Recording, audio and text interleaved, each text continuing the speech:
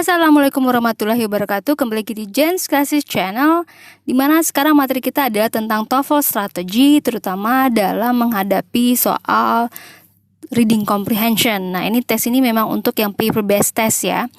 Nah, jadi di reading comprehension itu ada beberapa tipe pertanyaan yang kita harus latih untuk mengerjakannya. Salah satunya adalah stated detail question. Nah, apa itu stated detail question? Stated detail question adalah pertanyaan yang menanyakan informasi yang memang ada atau secara eksplisit dijelaskan dalam wacana. Eksplisit maksudnya terang-terangan, jadi memang ada informasinya di dalam wacana atau paragraf.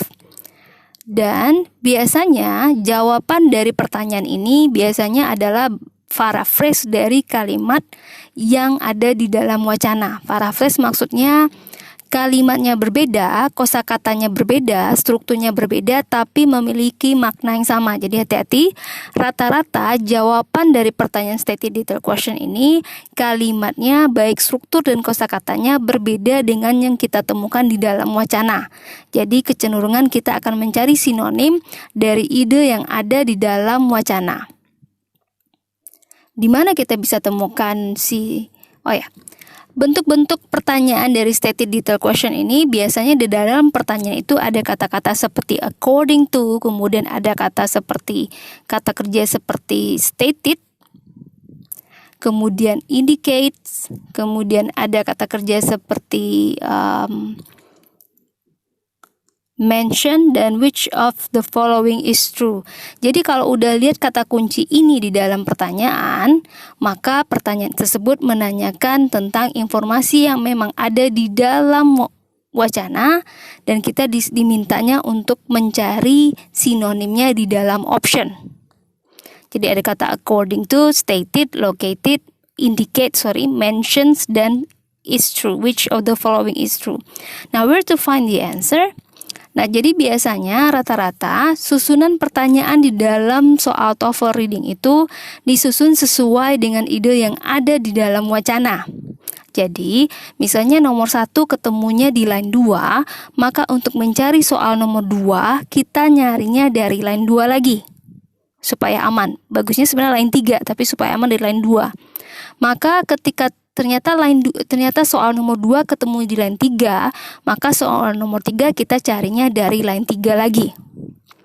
Jadi nggak mungkin soal nomor 10 ketemunya di paragraf 1, di line 1.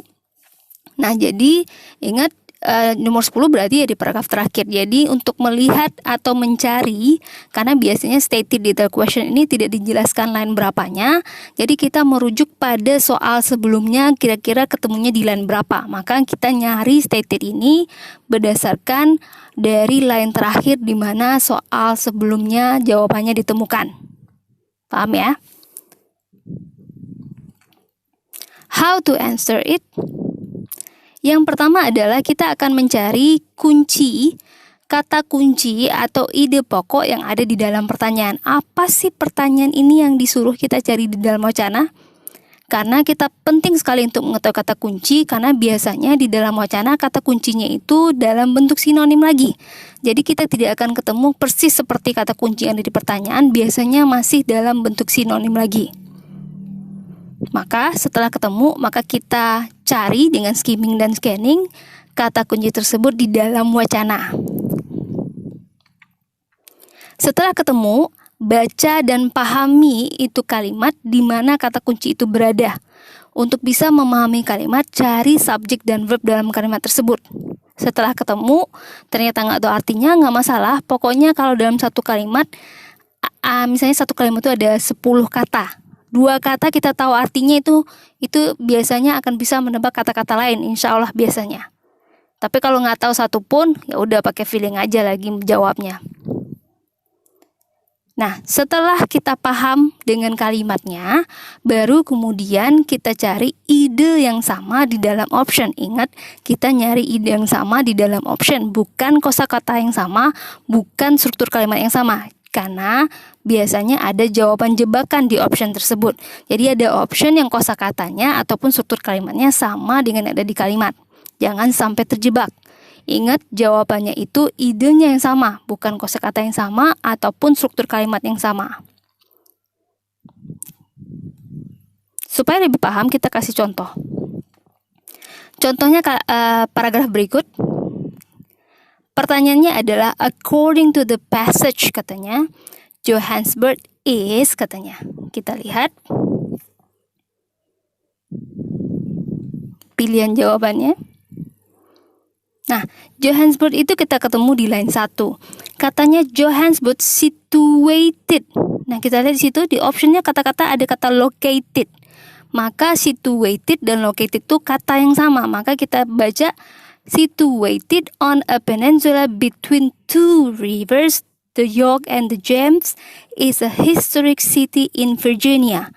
Pokoknya katanya situated on a peninsula. Seandainya peninsula tidak tahu, tidak masalah, yang pasti peninsula itu adalah kata benda.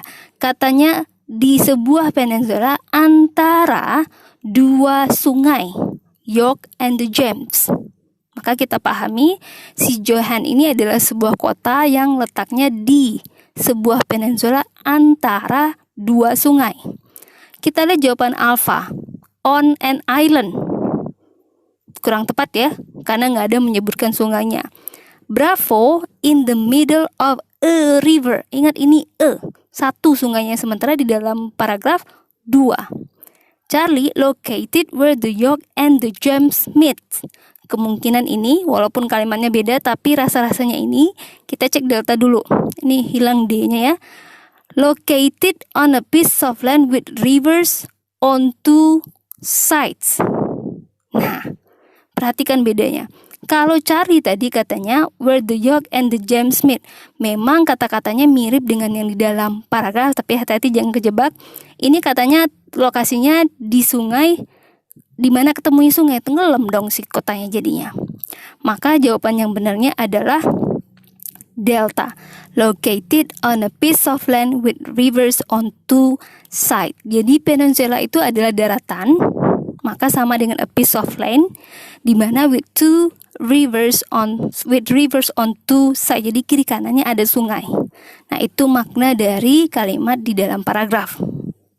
Bisa dilihat kalimatnya berbeda tapi maknanya sama. Nah, itulah cara mengerjakan soal stated detail question. Ingat, biasanya pertanyaannya ada kata according to, stated, mention, indicate which of the following is true.